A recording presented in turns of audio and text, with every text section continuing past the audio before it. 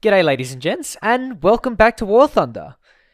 Today, I think we might have a look at, instead of the Leopard 2 A6, I said A6, A5, which is, it's a very strong tank. It's really good, and I absolutely adore it. I think it is the new boss along with the T80U.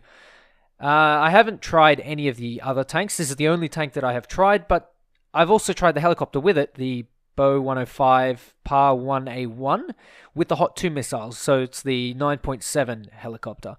And overall, I am extremely impressed with the top tier German lineup. So the lineup I'm running right now is the 2A5, the 2K, and I'm using both of them to grind the 2A4. I've got the Hot, and I will eventually replace that with either the Begleitpanzer or the TAM, depending on which one I prefer. I've got the Leopard. I have the MiG-15 BIS, the German one, which I'll eventually equip with S-21s or bombs, depending on what I feel like at the time. And I've also got myself I've got the Bo, and that should be it. That should round out the lineup to about 6 vehicles. Now, of course, you don't have to take one particular vehicle. Oh, I've got the Flak Panzer Leopard, of course, but that's pretty much a given. I think right now the Germans have one of, if not the strongest lineups in the game, and I think I can say that quite confidently, considering that the Leopard 2A5 is such a joy to play. It's very, very tough. It's very hardy. It's sort of like the Abrams, but with a quicker reload. Well, with a slightly longer reload rather. Nothing quite satisfying as taking out a Challenger 1. Koala, please don't throw puppies off cliffs. It's bad for their health. Not the puppies. Not the puppies. Anyway, it's surprisingly easy to dispatch several vehicles at a single time just using that DM33. And obviously I try and keep the ammo rack low to keep that ammo stowage in the hull nice and low to minimize ammo racks. And I can just put the mobility to work along with the good turret armor. So this is practically the perfect tank for me because it's a very fast maneuvering tank.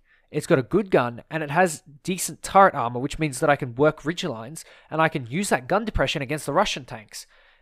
And for me, that in my opinion is the perfect tank. So I think the Leopard 2 A5 really lives up to that.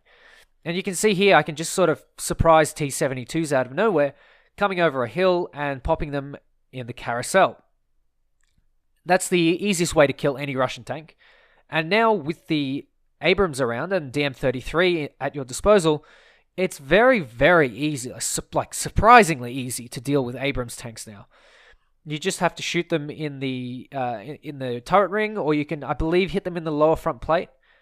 And especially if they angle, you can go through that main drive wheel, and the DM33 will go absolutely nuts. I think currently the Leopard 2A5 is one of the strongest tanks in the game, just because of its combination of mobility, firepower, and armor. It's just surprisingly satisfying to not have to deal with a tank like the Challenger 1, where you're constantly trying to play on the defensive and you can't really play proactively, you can't really do much. It's a real shame, actually. The Challenger 1, from my experience, seems to be a really boring tank to play, or a real stressful tank to play. Now, obviously, you've got the Challenger 2 in play, and that thing is fairly strong. But, it's very, very situation dependent. And, of course, it has its main weak spots, which is the cannon breech and the mantlet, basically. Whereas the Leopard 2A5, from my experience, doesn't really have that much of a weak spot in that area. It's more the hull and more the turret ring. And I'd assume that the top of the turret is a bit susceptible to high explosive and HESH, but I'm yet to succumb to that, really. But for me, I think the ability to become aggressive when you need to, and the ability to play defensive when you can, is a really, really strong trait that not many other tanks share. Maybe the T-80U, I'm yet to try it. The old M1 Abrams, especially before the 2A5 and before the T-80U. I think the Leopard 2A5 is a really fun tank as well as a strong tank, because you can just go around and stomp, and you can have a lot of fun. You can do practically whatever. It is versatile.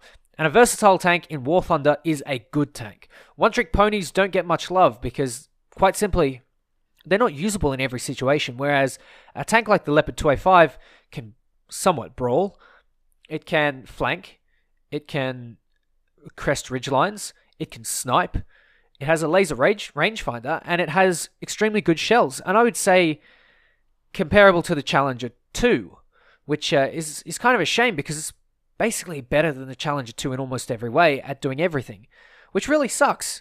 The only thing that the 2A5 is really, really susceptible to is helicopters.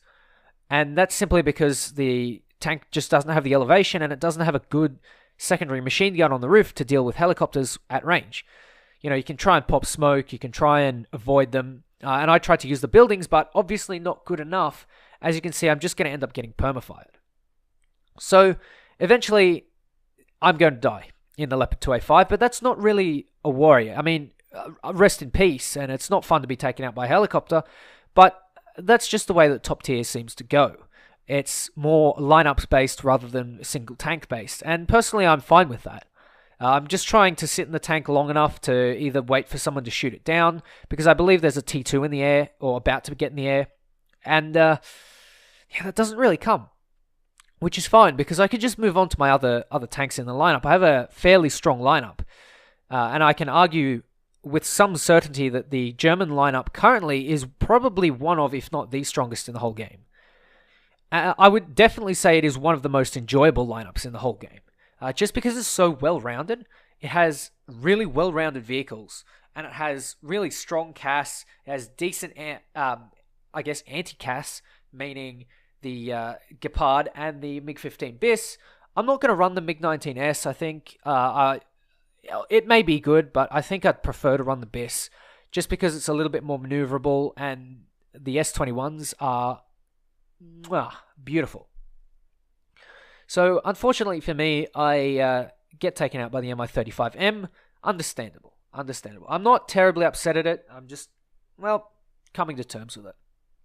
But that's no worry, because we have the Leopard, and instantly, the Leopard is there to absolutely destroy that Mi-35. And of course, he's flying low and slow, and it's not very easy to shoot down a helicopter at range. The bullets disappear after something like 2.5 kilometers. But when you get those shots on target, it is beautiful. And being an SPAA, you can pretty much stay on Overwatch for a good 10 kilometers or 15 kilometers, depending on your SPAA. You can provide Overwatch for the entire team. You can tell them when a helicopter's up. You can tell them what to look out for, where it's coming from. And I think this is a really, really important role. I love the new radar. I absolutely adore it. I think it is one of the best additions to War Thunder that has ever come in the last year. It is perfect.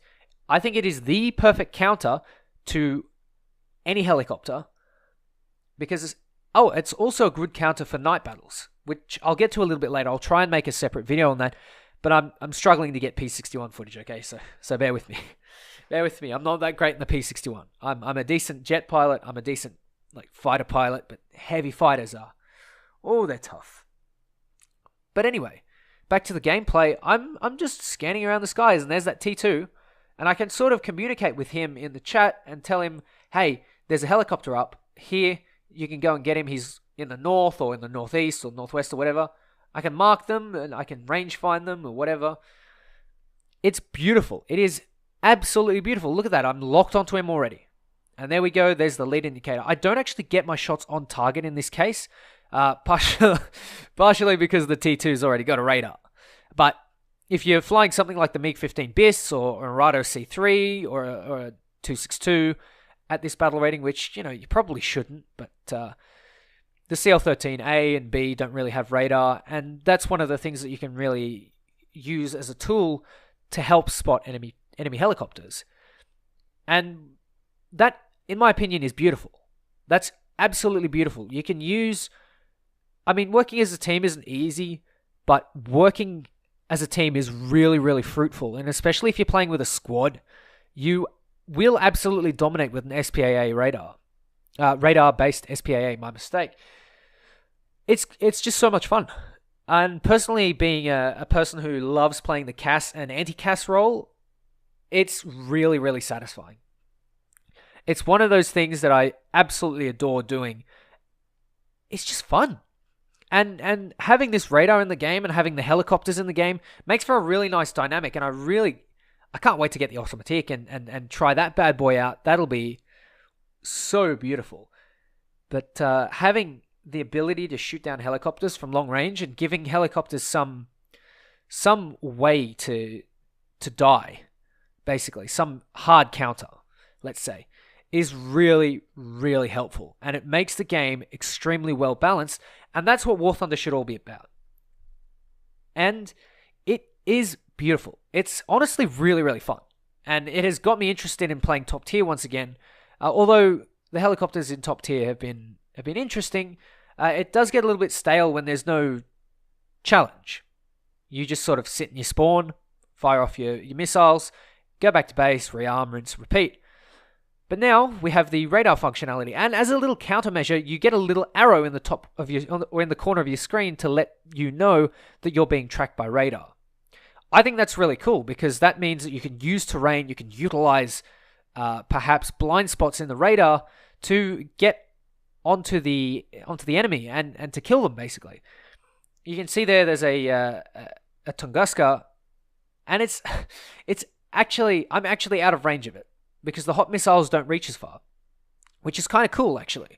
It's another sort of hard counter, and Gaijin is starting to learn how to balance this new mechanic, because, let's face it, there is no other game that has attempted to balance planes, tanks, helicopters, SPAA, armored personnel carriers, missile carriers, and all of these planes and tanks and whatnot in a single battle in this way. Of course, there are games that do use this functionality, and most of them I couldn't name them. But the way War Thunder has done it is kind of new. I don't recall seeing this anywhere previously, and having it sort of in its early stages last year wasn't very fun for people, because it got really tedious. The helicopters had supremacy, and that's kind of understandable, especially considering that they're new.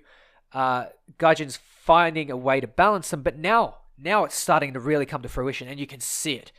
It's starting to get really good, and I think the German tech tree is leading the way with this. Them and the Russians, closely followed by the Americans, and everyone else sort of lagging behind. Obviously, there are some gems that stand out, like the automatic and the Type 10. Type 90, my mistake.